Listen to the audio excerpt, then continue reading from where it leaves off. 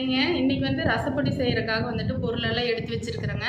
வாங்க ரசப்பொடி அரைக்கிறதுக்கு என்னென்ன பொருள் தேவைன்னு பார்த்துடலாம். மெஷர்மெண்ட் எல்லாமே நான் வந்து டிஸ்கிரிப்ஷனில் கொடுக்குறேன், நீங்கள் போய் செக் பண்ணி பாருங்கள். தனியா 100 கிராம் எடுத்து வச்சுக்கிறேங்க. கொத்தமல்லிங்க கொஞ்சமாக, ஒரு கருவேப்பிலை எடுத்துக்கலாங்க. ஒரு 10லேருந்து 12 காஷ்மீரி சில்லி கலருக்காக எடுத்துக்கலாங்க. கடலைப்பருப்பு 1/2 கப்புங்க, துவரம்பருப்பு 1/2 கப்புங்க, ஒரு 2 ஸ்பூன் அளவுக்கு பெருங்காய் கட்டி எடுத்துருக்குறேங்க. பாசி பருப்பு வந்து ஒரு டேஸ்ட்டுக்காக எடுத்துருக்குறேங்க. டீஸ்பூனில் 2 ஸ்பூன் போட்டிங்கன்னா போதும். ஜீரகம் 30 கிராம், மிளகு 30 கிராமுங்க. இது எல்லாமே இப்போ நம்ம வந்துட்டு வறுத்துக்கலாம். இப்போ வந்து கருவேப்பிலை தழை, மல்லி, வரமிளகா எல்லாமே ஒன்றா போட்டுக்கலாங்க.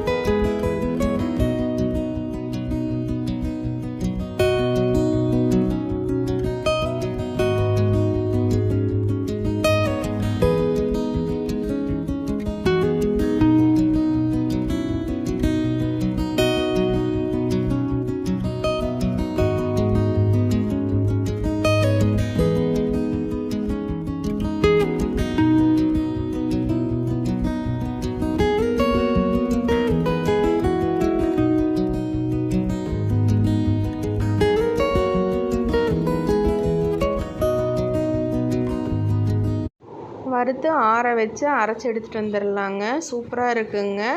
தக்காளி புளி ரெண்டையுமே கரைச்சிட்டுங்க. ஆயில் விட்டு கடுகு பொரிஞ்சதுக்கப்புறமா தக்காளி கரைசலை ஊற்றிட்டுங்க. இதில் ஒரு ஸ்பூன் பொடி சேர்த்துட்டு தேவையான அளவு உப்பு சேர்த்துக்கலாங்க. 2 பல் பூண்டு, மல்லித்தலை போட்டு இறக்குனா சூப்பரான ரசம் ரெடி ஆயிருங்க. உங்களால் முடிஞ்சால் நீங்கள் அரைச்சி வச்சுக்கோங்க, இல்லைனா எங்கிட்ட ஆர்டர் கொடுங்க, நான் அரைச்சி தரேங்க. கல்யாண வீட்டில், ஹோட்டல்ஸில் சாப்பிட்ற மாதிரியே டேஸ்ட் அட்டகாசமாக இருக்குங்க.